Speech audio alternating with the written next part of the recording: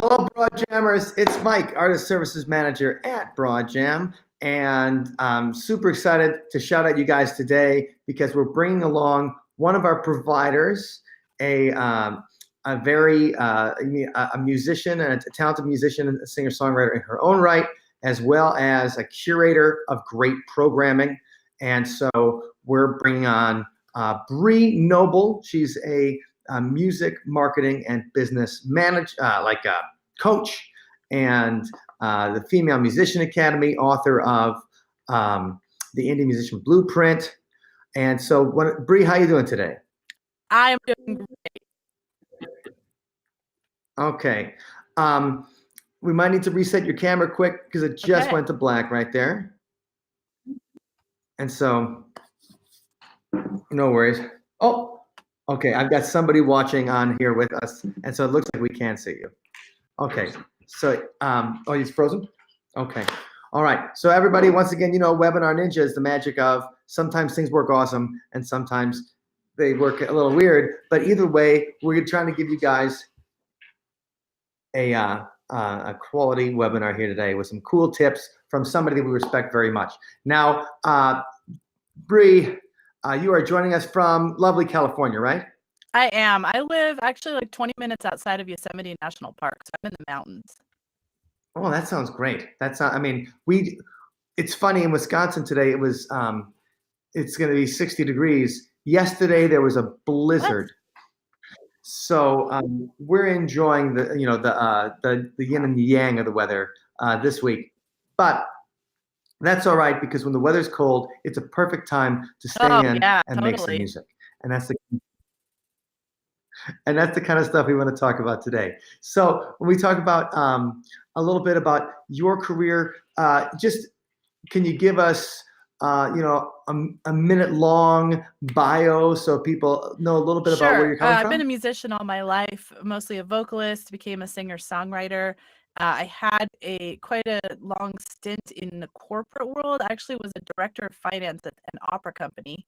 So I have kind of a business and music background. But what I really wanted to do was be a singer-songwriter. So I left that job and started figuring out the business side of music so I could go out and tour and all that stuff.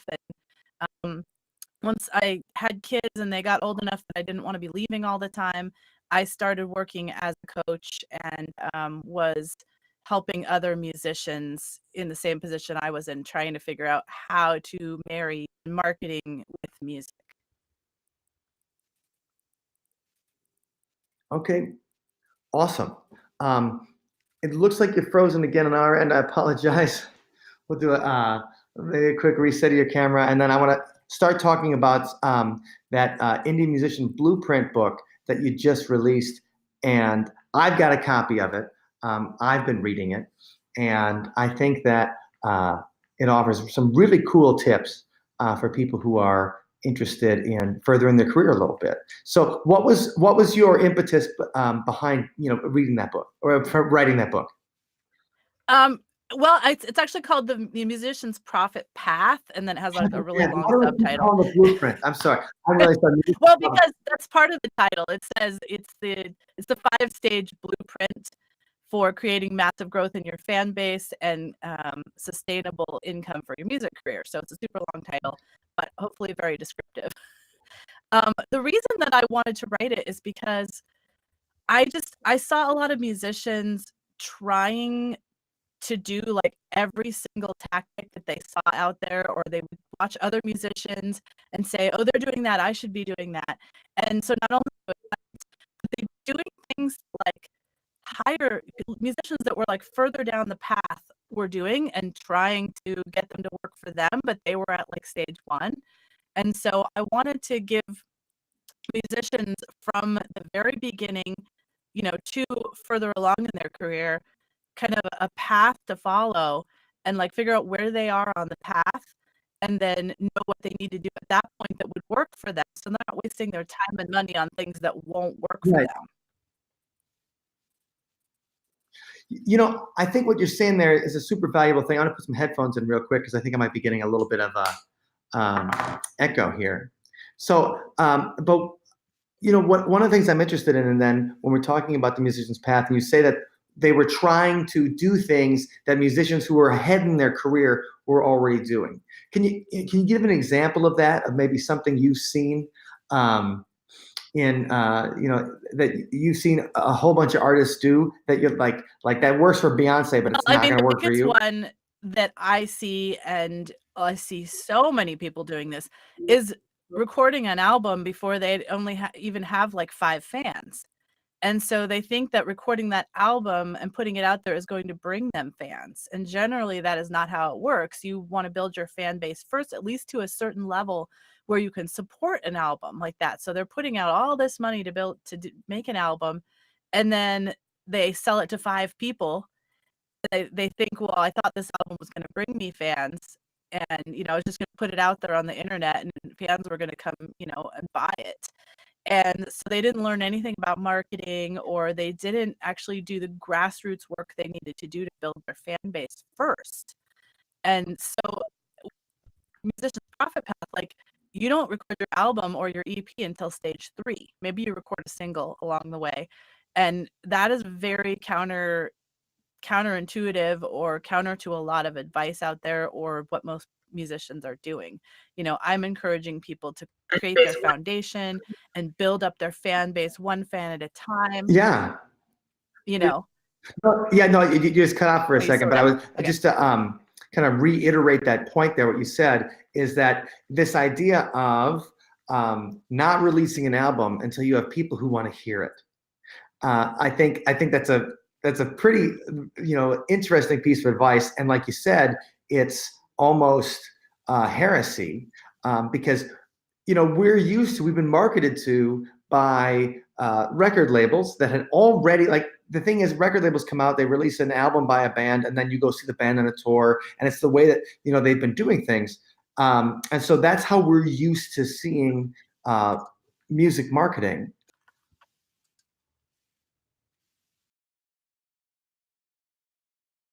And so this idea that all of a sudden we're now trying to get a fan base and then have something to play for them.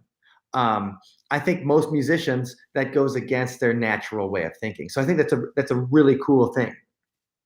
Yeah, definitely. By the way, you're on my end, your audio is like kind of doubling.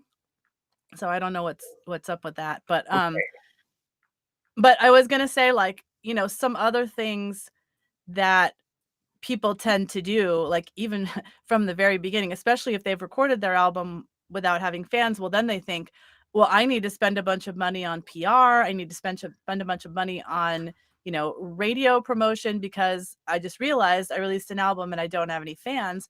So now they throw more money at an album that they've created before they were ready, and they don't have the fan base that will help them utilize any kind of, you know, product they're going to get from PR. So if they get, articles and stuff, if they're able to do that, which is really hard to do in the beginning anyway, because you Right. have no traction. Even if you get that, like, what you need is to have a fan base that's going to help you spread that around and, like, amplify any PR that you get. Or if you get some radio play, you need some fans to, like, be calling those stations and say, I want to hear it more. Thanks for playing that. And when you don't have any of that fan base first, then you're just more throwing money at, like, more money after the bad, right? Well, that's the record labels. They would take a bunch of money in marketing, and they would throw everything at the wall, and you'd see what would stick. And those are the artists who would get the second albums. Um, and so when you're thinking about your own career, you don't have that money to waste. I mean, maybe you do. Maybe some people out there have that money to just be like, "Woo, let's shotgun it." But I'd say a majority of musicians need to think carefully.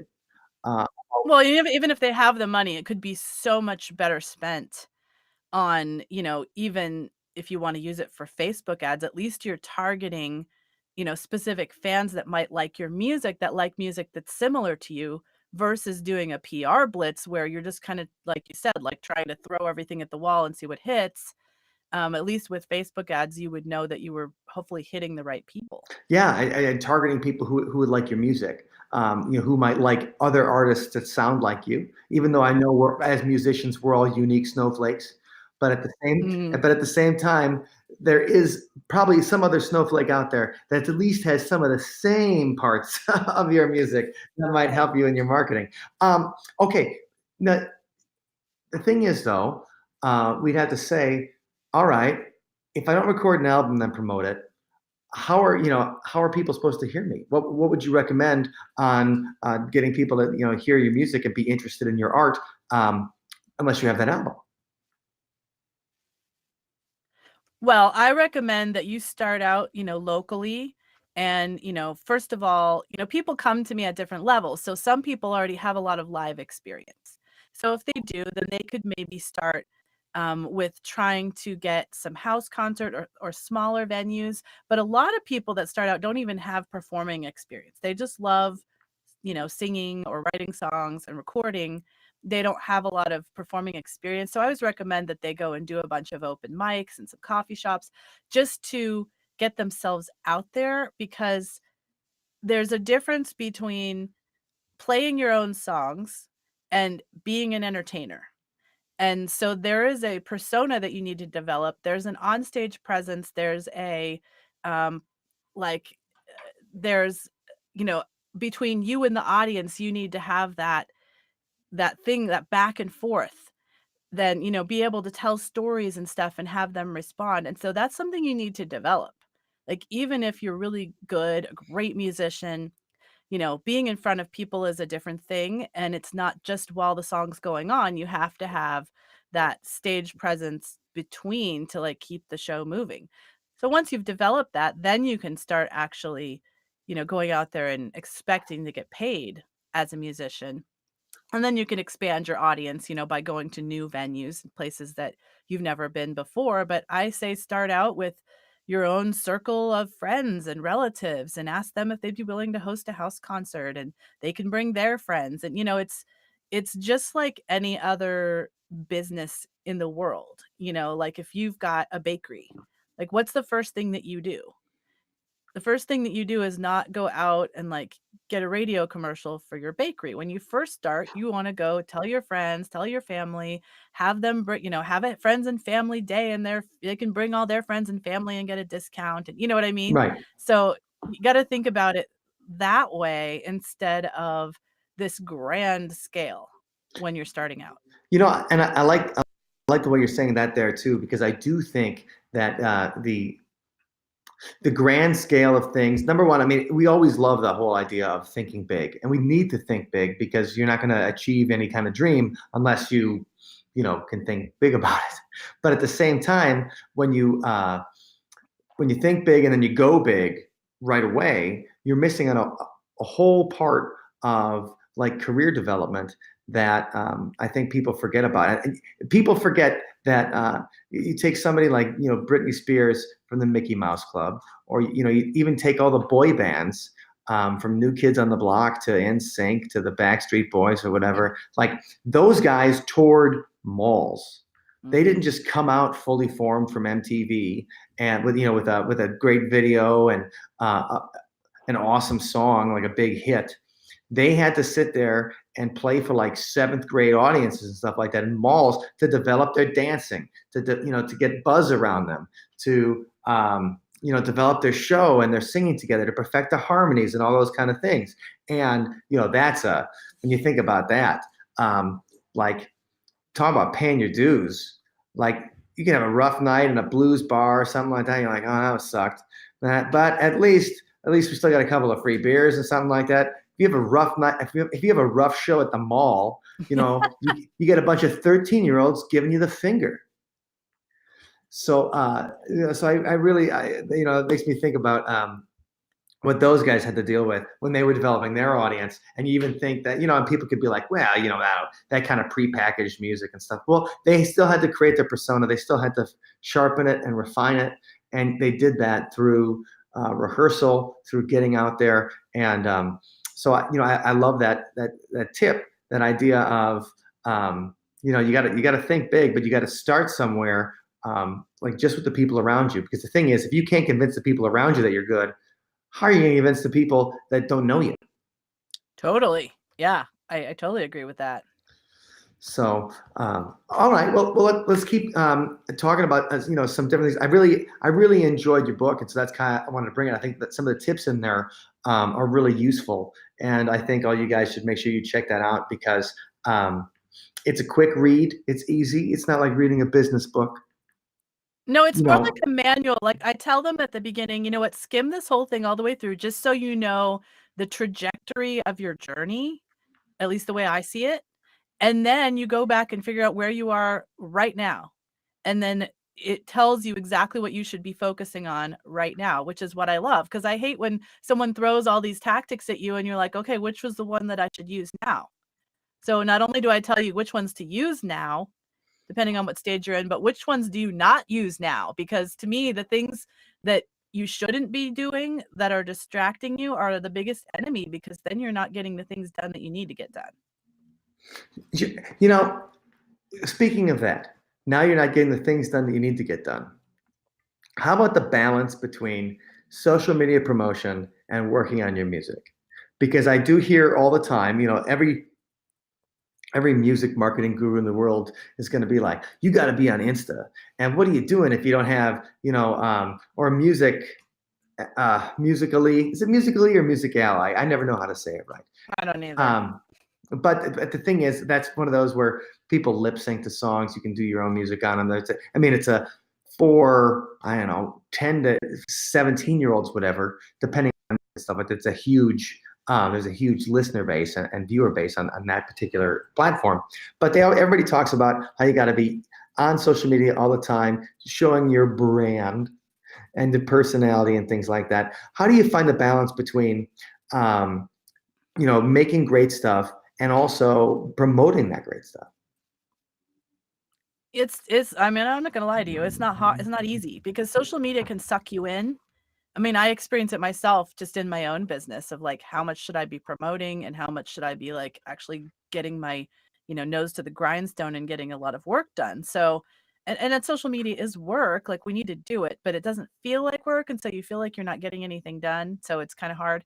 But what I recommend is that people take some time out, whether it's Sunday evening or Monday morning early, and just try to schedule out posts for the week. So you know that that's done, and it may take you a couple hours to get some, quality posts that you've put up, Hmm. even if it's just one per day, but you've got something happening. And then when you feel inspired throughout the week, then you can throw up, an Instagram story or you can do a quick little Facebook Live or whatever, but you don't feel that pressure because you've already gotten something up there for the week. And then all you need to do is set aside time every day to engage. So, 30 minutes a day. You go in there, see who's responding, engage with those people, and make sure that they know that they're loved by you because you know what? If somebody spent time to actually respond to something that you put up there, that's worth a lot. Because lots of people are just scroll, scroll, scroll. So if somebody is Right. actually responding, they deserve your reply. I love that. Number one, when you were saying 30 minutes a day, like that's a good. I feel like that's a good enough where you can have some detailed responses to things, but it's not too long, so you get sucked into the vortex. Yes. Because it's easy to sit on social media all day and just be. I mean, especially. Um, yeah, whatever, because people rant about all kinds of things, and then you can join in, or you can, and that's part of the beauty of it. But also sometimes you need to sit there and practice your guitar or or the keyboard or practice your singing and all that kind of stuff. And I think giving yourself a time limit, saying like, you know what, I want to make sure that people know about what I'm doing. I want to make sure to respond to the people who responded kindly to my work, but also I need to cold call 12 clubs today. Mhm. And obviously, I mean, that's something you talk about too, like just getting on the road and traveling and performing for people. That's how that is how you develop. Yeah, So. and I was gonna say, I think that time limit also is good because it protects you from yourself. Because I do think that with social media, you can just do it and say that it's work and keep doing it longer than you should because you're avoiding doing the thing you don't wanna do, which is calling clubs, booking. Booking is hard, okay? We don't Most of us want to avoid it. I didn't love Oh, it, when I was doing it either. It's you're putting yourself out there on the line. Someone's going to say yes or no. You know what I mean?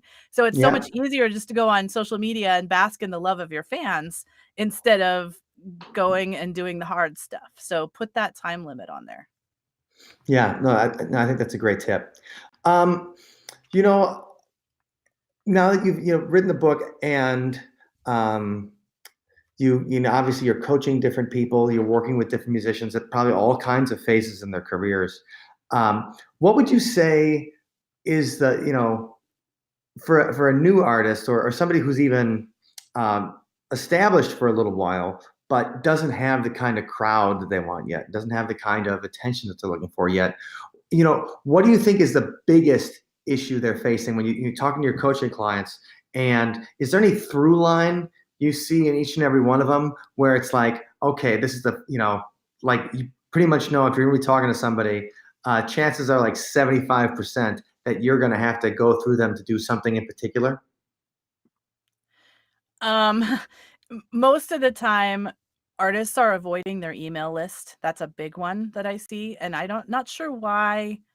I mean, I kind of know, but they find it extremely intimidating to focus on their email list.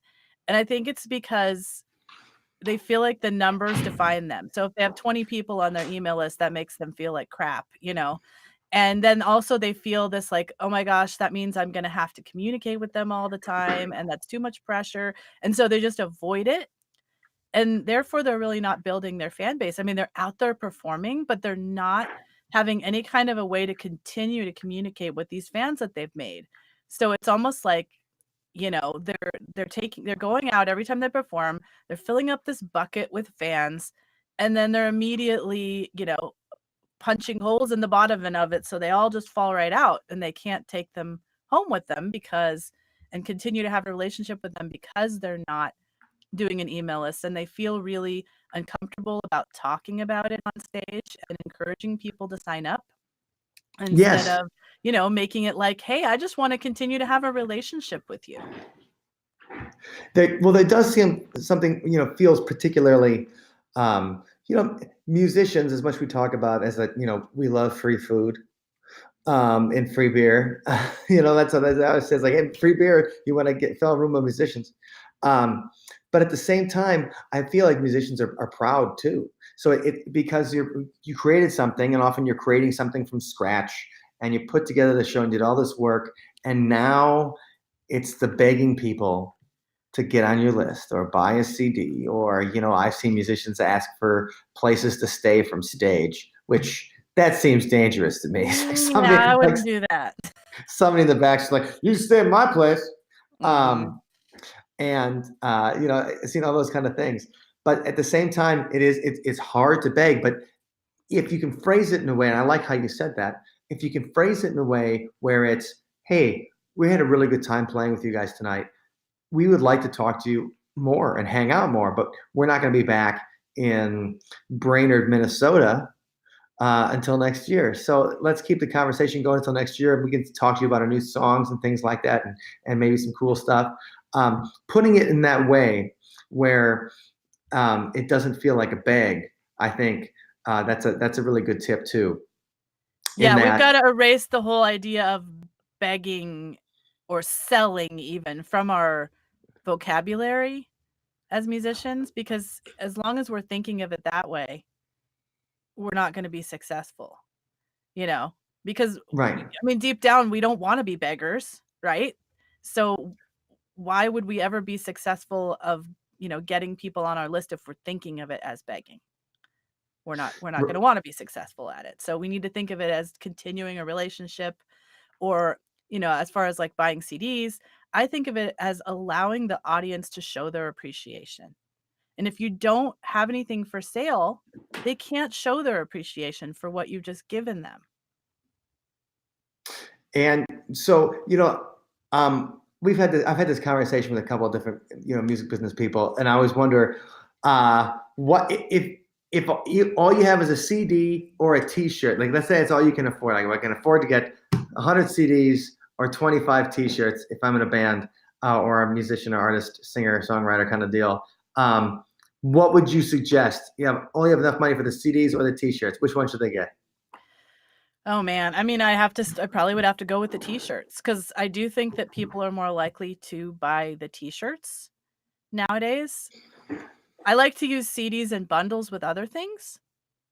And it's not that people won't buy CDs, but usually they're buying them as a memory, not because they're going to go put it into a CD player and play it, unfortunately. I mean, you can still play CDs in your computer, but do you do it? Probably not. What you do is you go No. add them on Spotify, but then you go wear their t-shirt, you know. So I guess I would say sell a t-shirt, make sure to attach to it a card that tells them how to follow you on Spotify. And I think that's also a good point too. Number one, in that we live in the world of streaming music, and streaming music is not based on selling physical recordings of audio. It's not based on selling records as the record industry used to be. Um, any particular tips for artists about Spotify? Because I know a lot of our Broad Jam members. Maybe they're just getting their music on Spotify for the first time, or maybe their music is on Spotify and they don't even realize it because Yes, they just went through a distribution right. service. Any couple Spotify tips you see to artists that help kind of maximize their impact on that platform? Well, number one, go claim your Spotify for Artists URL. I mean, your portal or whatever, and go in there and put your bio in and, put anything that they let you put in there. You can't put your website in there, but you can put in your socials, you can put in your bio, you can be in control of the pictures that it's showing people. Um, and then you can also see a lot more analytics that way. So definitely do that. And I'm a Spotify user. Like that's how I listen to music nowadays. And I absolutely love it because I think it actually allows me to discover more music than I ever would otherwise. So I think it's really good for musicians. And I know a lot of musicians are very down on streaming, but I think they're just going to have to change their mindset about it because it's not going anywhere.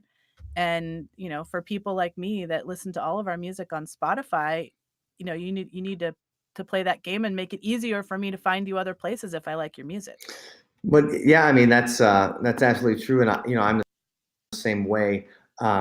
Where almost all the music I listen to, obviously through Broad Jam, I listen to a ton of Broad Jam artists. It's a lot of them are on our website, um, or I'm listening to Broad Jam playlists of different artists. That's like, oh, we're gonna see who's in the top 10 or something like that. And so I've just cranked that on in the car.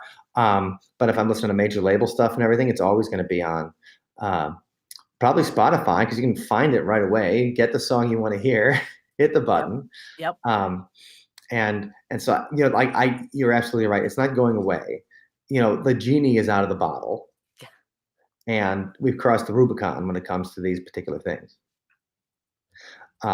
So I think that's great. So Spotify for artists, make sure you guys check that out because you're probably already on there anyway.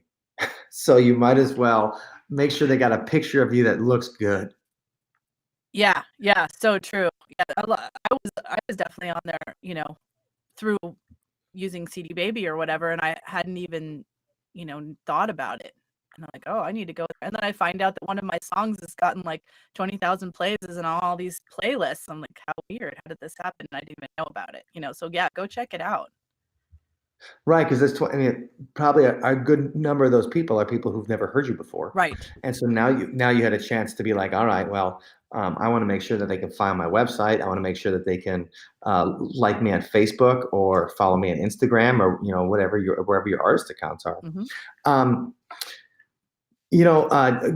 further down that vein, speaking of things being online, we should talk about what you've got coming up. And we talked about this last year, and it's a really cool, um, it's a really cool online music conference, basically, and called the Profitable Musician Summit. And I know you did it last year and had a ton of great content in there. Um, can you tell us a little bit about that, the Profitable Musician Summit, and why people would be interested? Yeah, it's the best kind of conference because you don't have to go anywhere. It's a 10-day conference, but you can actually experience it all from home or even on the go, with mobile. So for me, I mean, it's important to me to create this kind of thing because I haven't been able to get out to conferences for the past so many years because I've had young kids. And Sure. it's not easy to travel. And I understand that many of you guys have jobs, you can't get away, it's expensive to go to a conference, even if the conference is cheap, then the hotel and the food and the airplane and all that stuff. So that's why we have this conference.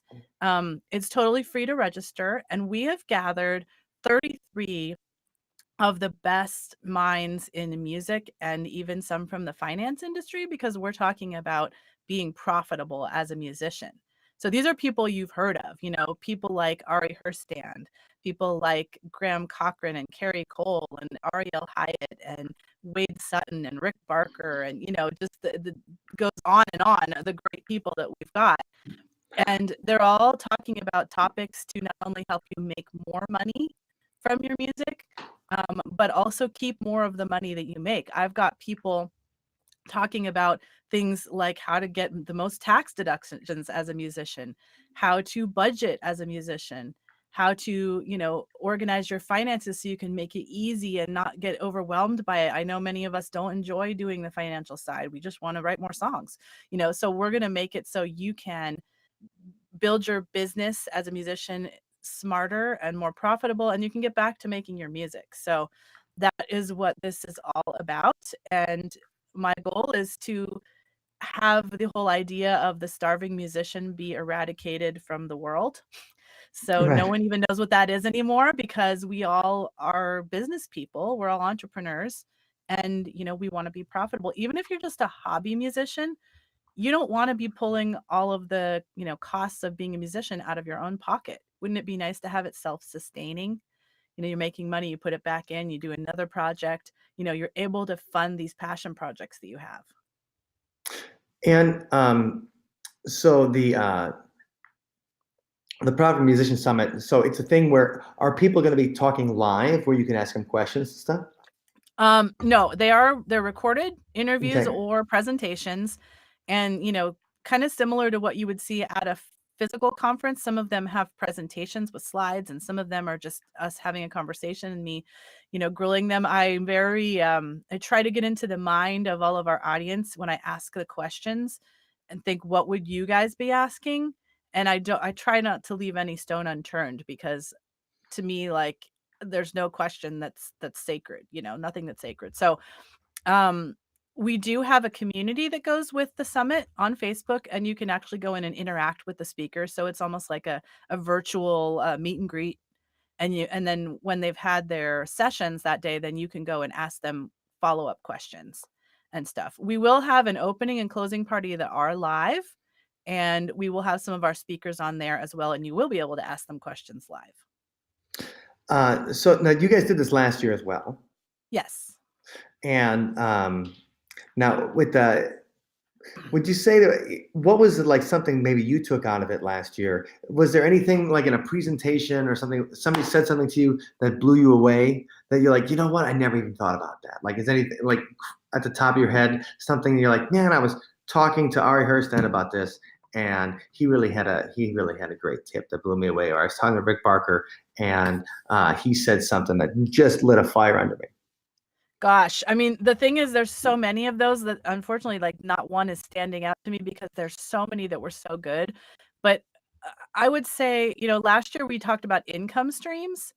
And so there was a lot of income streams that were uncovered that people hadn't thought of, like doing voiceover work because you've already got a studio, right? Or doing like custom songs for your fans, for like gifts and stuff like that, and actually being able to charge quite a good deal of money for those. So people got really excited about, kind of those income streams that they just hadn't have even thought about. And that's interesting too. Like you're talking about the voiceover artist, and if you think like, well, I don't know how I get involved in that. I believe Amazon has a whole like a whole cottage industry of people being able to just upload their own narrations to things. Mm. Yeah, or like audiobooks. That's a big one now. Recording audiobooks for people. So because those two were such popular income streams, and also music licensing is another one. And of course, that's near and dear to everyone in Broad Jam. Right. We've got people this year talking about those three income streams again because they were the most popular ones from last year. So, we've got one on custom songs. It's really thorough. Like you could just watch this and go out and start doing it. He's that thorough on it. And we've got one on voiceovers by a person that does teach this to musicians. Like that is her business. So, and then there's one, we have Michael Elsner talking about music licensing. And this is a guy that has thousands of placements. Sure. And so, that's what there's going to be a link at the bottom of the screen that you can check out for the. Oh, sorry, I got a train coming by here. That's one of the beauty of our office in downtown Madison. Is that it's also. Yeah, it sounds like I'm on the train right now. Yeah, that is really loud. Yeah, that's amazing. Yeah, that's right next door. So anyway. But yeah, there's gonna be a link to that where you can check out the Profitable Musician Summit, and you can register. And also, if you can't make it all the sessions, there's an option where you can buy in and buy like lifetime access to all the sessions, so you can see everything, read everything at your own pace, whenever you want, take notes, kind of things. Because sometimes, a lot of times, when you're watching something like this, you need to watch something with a lot of tips, maybe 2 or 3 times.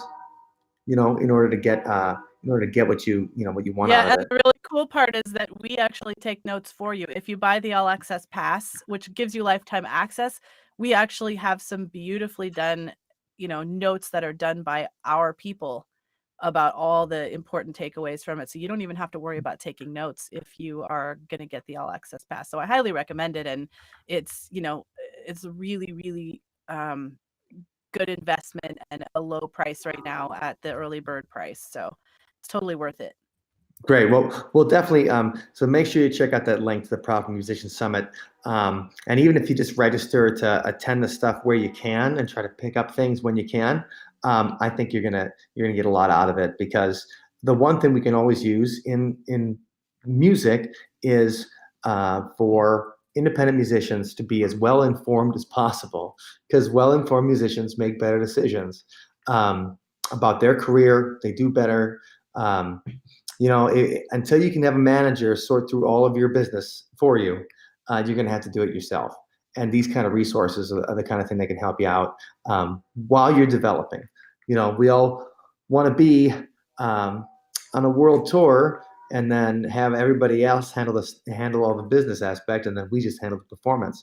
But until you get there, you got to figure out a way to do it yourself until you can hire somebody to do it for you.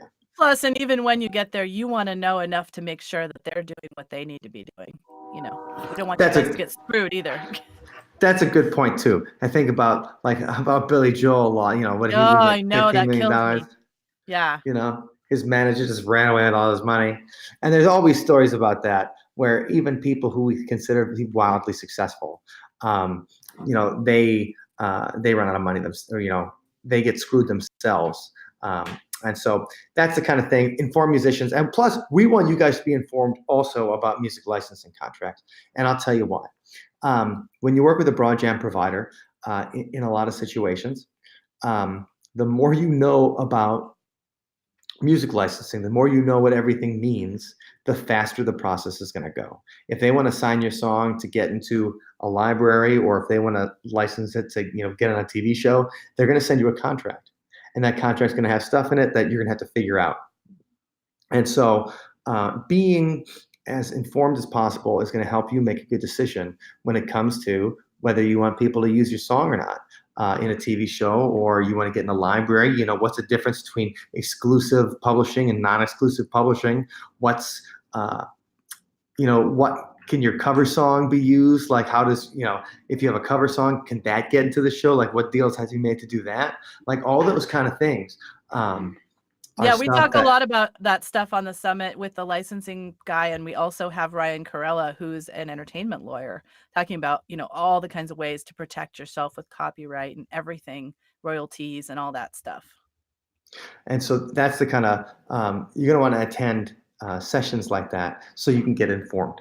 And that's what you like. That's why we appreciate what Bree's doing, and we want to make sure we support here at Broadjam, because anything that makes it easier for you guys to get access to the information you need to make your mission successful as a musician, that's what we're going to be all about.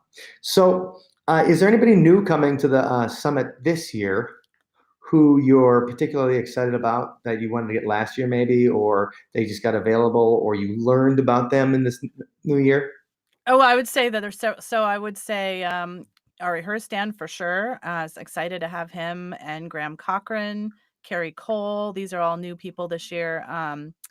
Randy Churko from Making Money with Music. That is a really great talk that he does. I mean, they like try to uncover hundreds of income streams for musicians. We have a lot of, we probably have maybe 10 returning speakers from last year, like some of our very most favorite speakers that people loved. Of course, Rick Barker is one of those, Ariel Hyatt, people like that. We have a couple different sessions about Spotify, which is important, and Spotify playlists. So I know that people are going to be really excited to learn from that one as well, especially if you're not as versed. A lot of my students just don't know enough about Spotify. So if that's you, definitely you want to go to those sessions. Okay, cool. And so we have the stuff in the Profitable Musician Summit. If people are interested in checking out your book, where can they get their own copy of the Profit Path? It's on Amazon. So Musician's Profit Path, or you can look me up by name, Bree Noble. You might also find my music that way. But yeah, it should show you. There's a paperback version and a Kindle version. And it should be available on all marketplaces, depending on what country you're in. But I know it's definitely USA, Canada, UK, several European countries, and Australia. And so, since you released the book, is there anything that you've had like you're like, oh man, I really wish I put this in there, or like once it went out to the printer, you're like, oh, like I can't believe I forgot. Is there any the tip you missed that you're like, I wish this was in the book, but you can share with us today? I don't think so. I feel like I have another book in me about goal setting, because there was only so much I could talk about in productivity and goal setting and habits. And that's something that I really love getting into, but it would like be overloading to put that into this book. So I think that, next book is going to be on that kind of stuff, because that's the stuff I really love to nerd out about. This Sure. book When is when you more say focused on goals, when you say goal setting, give me an example of that. What do you mean by that? Because we all have this idea of, okay, it's my goal to be something like a pie in the sky. It's my goal to be number one on the Billboard charts or have 1 billion streams on YouTube. Like, is that a good goal? No, that's a terrible goal. Okay. Okay. No, Thanks. it really needs to be specific. It needs to be, I mean, if you've heard of the term SMART goals, that's, specific, measurable, attainable. Attainable is one. See, I don't know that that would be attainable, especially if you're giving yourself a time limit, which is what I like to do with goals. Usually 90 days is a good time limit. So you're probably not going to reach 1 million YouTube streams in 90 days. And, that's very measurable, but it's probably not attainable and realistic. So that's the way I like to look at goals. And I encourage musicians to choose 5 goals per quarter, because I think with 5, you can kind of look at all different areas of your business. One might be like a practice goal that you wanna practice your instrument a certain amount per day and, or get to a certain level.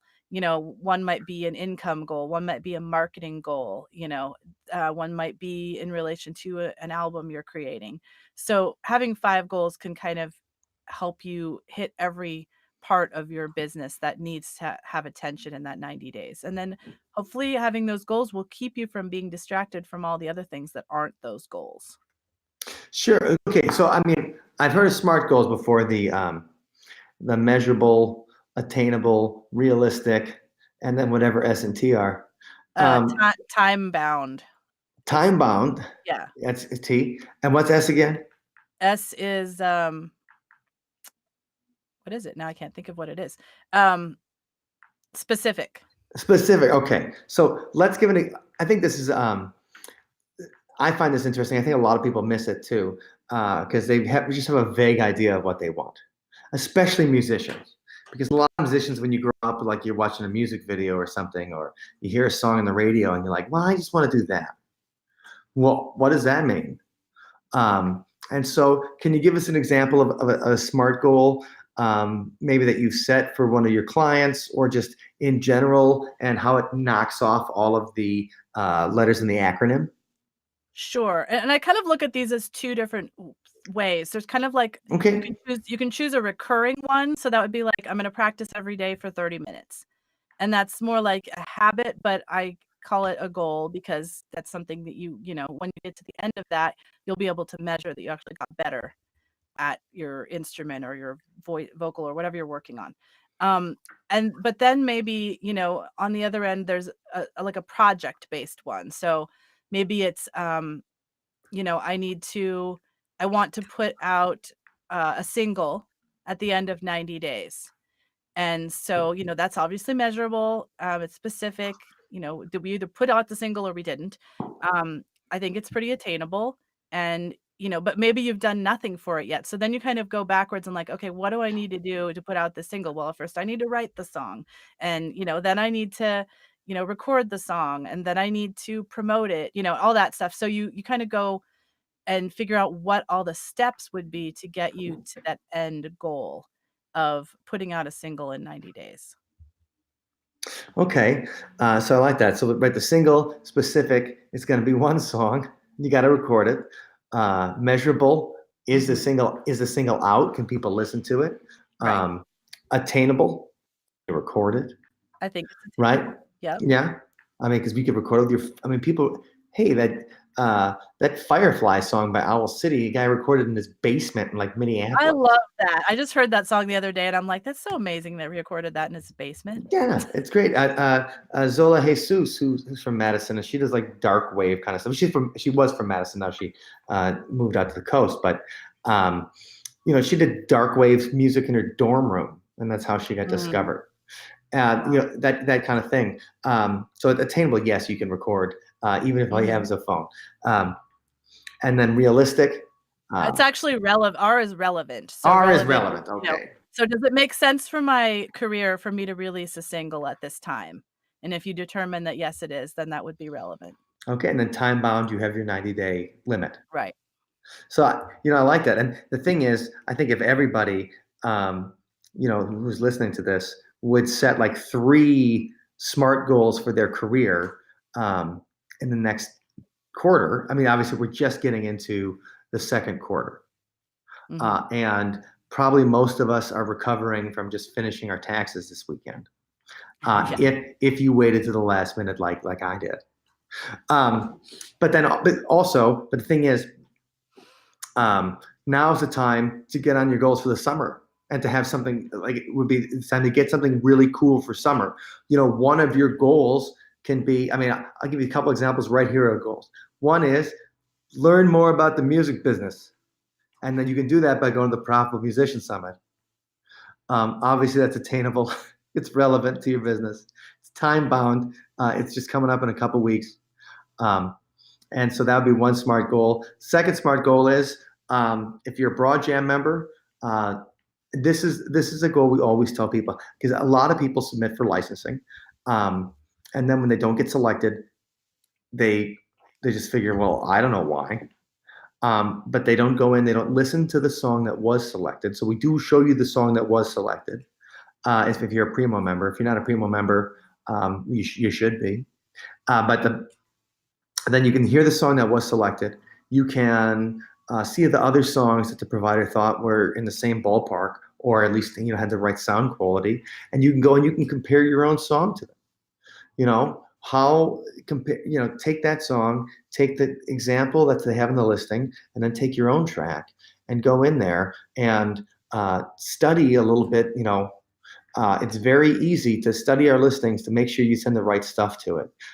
That's so cool that you do that. I didn't even know that you could see that on Broad Jam, and that's awesome because sometimes I have to reject a song because the sound quality is not right or the arrangement is not tight or whatever, and it's hard for me to explain what's wrong with it. I mean, I try to, but if they're able to listen to things that are being accepted, then they could be like, "Okay, I hear now that, you know, this their bass, sounds so much less muddy than mine," or, their drums are, like, way more in sync, mine is kind of off, you know?